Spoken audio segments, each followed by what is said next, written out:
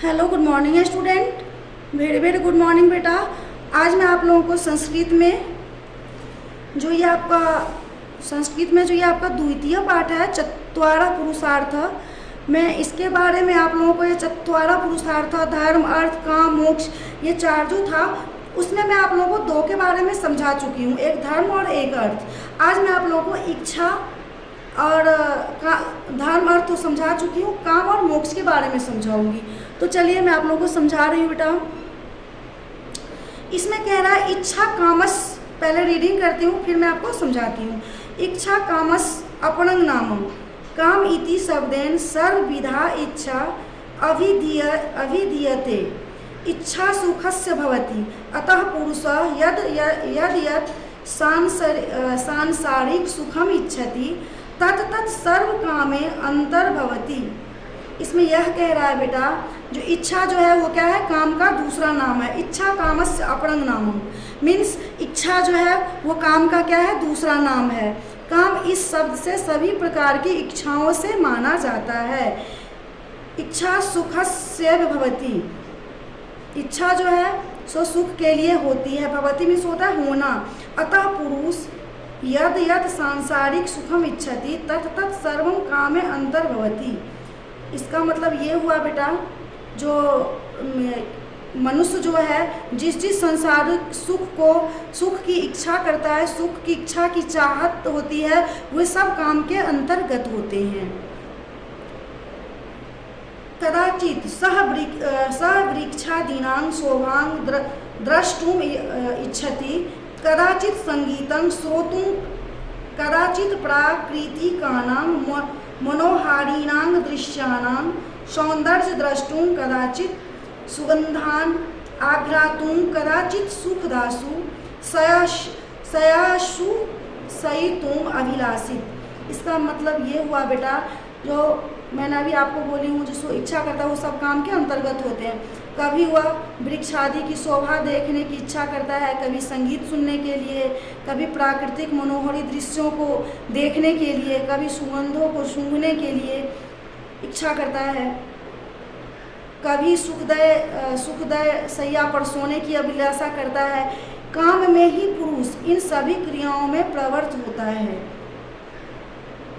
काम ए पुरुषां सर्वाशता क्रियासु प्रवर्तयति यदि सम्यक् अर्जितेन धनेन एतत् अनुभूयतां तर्हि वरम। इसका मतलब ये हुआ, जो यदि सम्यक तरीके से अर्जित धन से अनुभव करते हो तो इसका वरण करो, इसे स्वीकार करो। तो आपको काम के बारे में समझा दिया गया है। काम जो है वो इच्छा का ही दूसरा नाम है। यदि हमें इच्छा नहीं होगी तो हमें काम करने का भी मन नहीं होगा, हमें आवश्यकता नहीं होगी तो हम क्यों करें, सोचेंगे जो हम क्यों करें। इसीलिए इच्छा का नाम दूसरा नाम ही काम है। उसके बाद है मोक्ष। मोक्षा चतुर्था पुरुषार्थ। मोक्ष जो है वो क्या है, चौथा पुरुषार्थ है। सामान्यतया मनुष्य पूर्वान् त्रीन् पुरुषार्थान् समकूपेन अनुभूय मोक्षस्य अधिकारी भवति। इसमें यह कह रहा है बेटा, सामान्यतः मनुष्य पहले तीन पुरुषार्थों को पूरी तरह से जब अनुभव करता है तो मोक्ष का अधिकारी होता है। जैसे कि अर्थ, काम और धन, ये तीनों से जब पुरुष मोक्ष होता है, मतलब जब इन तीनों से वो परिचित होता है तो मोक्ष को प्राप्त, तो उनको ये चौथे जो है मोक्ष, उस पर वो उसका अधिकारी होता है। मोक्षो नाम त्रिविधदुःखेभ्य त्रिविध दुखेभ्य सर्वथा मुक्ति। मोक्ष का जो नाम है वो क्या है बेटा, मोक्ष तीनों दुखी की सर्वथा मुक्ति का नाम है। उसके बाद है निर्वाणम इति मोक्षस अपरंग पर्याय। निर्वाणम इति मोक्षस अपर्याय। ये जो है निर्माण जो है वो मोक्ष का क्या है, पर्यायवाची है। मोक्ष का पर्यायवाची क्या है, निर्माण। यदा मानवस्य सफला कामना शांता भवन्ति यदा सहमानापमान्यो समाना तिष्ठति। इसमें क्या कह रहा है बेटा, इसमें यह कह रहा है निर्माण जो है वो मोक्ष का दूसरा पर्याय है। जब मनुष्य की संपूर्ण कामनाएं शांत होती है, जब वह मान अपमान को समान मानता है। उसके बाद समान तिष्ठति यदा सह रागं द्वेषं चाति क्रामाति तदा सह मोक्षं प्राप्नोति संसारस्य च दुखानि तरति तस्य जराभयं मृत्यु भयं वा न विद्यते।